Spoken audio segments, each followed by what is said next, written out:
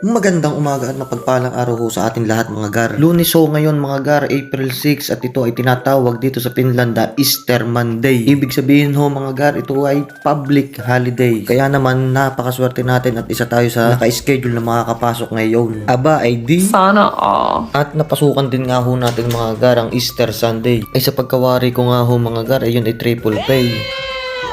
Yun ay kung hindi ako nagkakamali, ay di gahoy paldo mga gar. Paldo ang babayaran sa aking pinagkakautangan.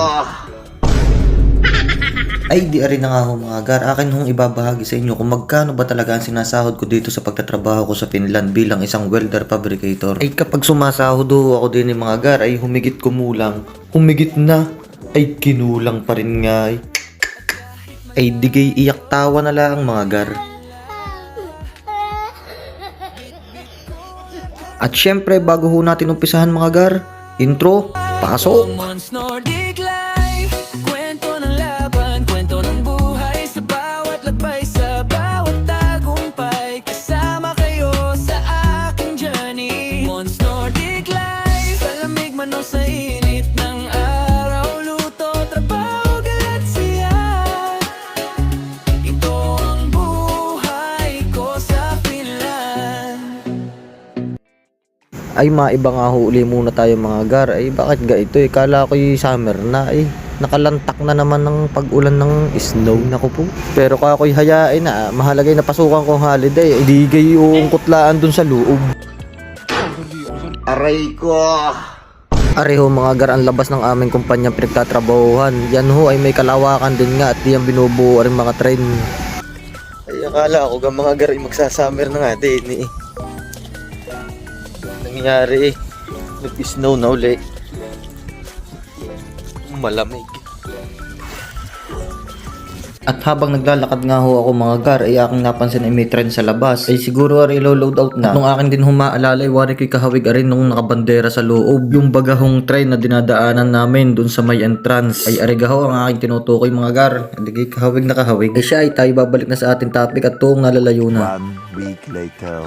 Way back 2023 ho mga gar. Papakita ko ho sa inyo ang pinakauna kong sinahod dito sa Finland. Ito ho mga gar, ay talagang makikita nyo ho lahat diyan dahil simula ho ako nagtrabaho dito sa Finland, lahat ho ng payslip ko ay nare-real. Kaya ho kung may magtatanong kung magkano sinasahod ng welder dito sa Finland, ari na ho mga gar. Pero hindi ko ho sinasabing lahat mga gar ay ganyan ang sahod dahil ho ay magkakaiba ho dito ang rate ng welder. Gaya ho nung nakita nyo kanina mga gar, 14 euro and 50 cents pa lamang ang aking per hour. At sa loob ho ng siyam na araw mga gar ay sumahod lamang ako ng 855 euro and 15 cents. Na kung aking hong kukwentahin ng mga panahong yun ay 67 pa lamang ang palitan. Ay siya ay di ating ikakalkyo na ho mga gar. At gawa baga ho ng back subject natin ay math. Ay di ari ho mga gar, ibig sabihin sa loob ng siyam na araw sumahod ho ako ng 57,295 pesos. Yun ho mga gar ay kaltas ng lahat, health insurance, pension insurance, unemployment insurance at saka ho tax. Pati din nga ho pala mga gar, accommodation ay kinaltas na rin ho doon. At maulit ko lang ho uli mga gar, yun ho ay taong 2023 at ngayon ay lockdown na ho agad tayo sa 2026. Hayaan na ho natin mga gar yung 2024 at 2025 dahil para kaunti lang naman ho ang napadagdag. At dito naman ho tayo mga gar sa aking sinahod na maipinasok ng weekend. Arihoy nung March 15 lamang mga gar, aking hong tatarahan para inyong madaling makita. Yung ay ayos din nga eh. Pagkakatsagang mag-edit ay pasubscribe naman din yan mga gar.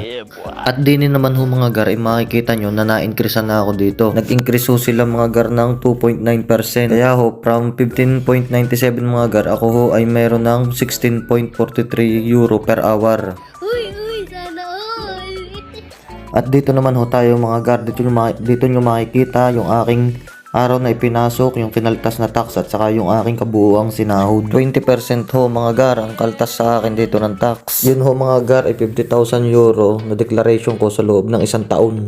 Ay digay mapa pa. Aray ko! Ka na lamang, ay aray mo nga. Ngayon naman ho mga gar, areho ang aking sinahod na may bilog na yan at saka may salangguhay. Bale, 1,445 euro point 84.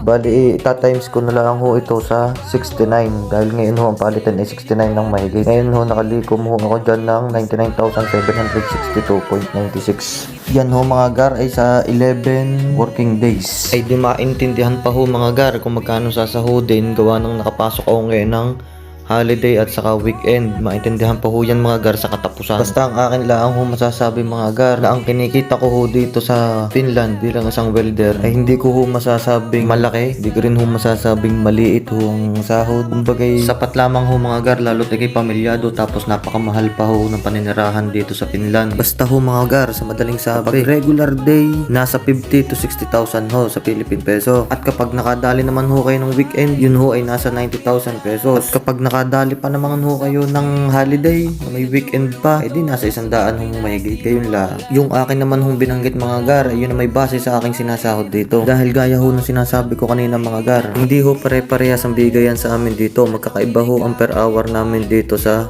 kumpanya pinagtatrabahuhan namin. Ay siya, paano mga gar? Hanggang dito na lamang muna. Maraming salamat po sa inyong panonood. Hanggang sa muli mga gar. Ako si Mon at ito ang Mons Nordic Life. Dala ko kayo kapamilya. Ito ang Mons Nordic Life.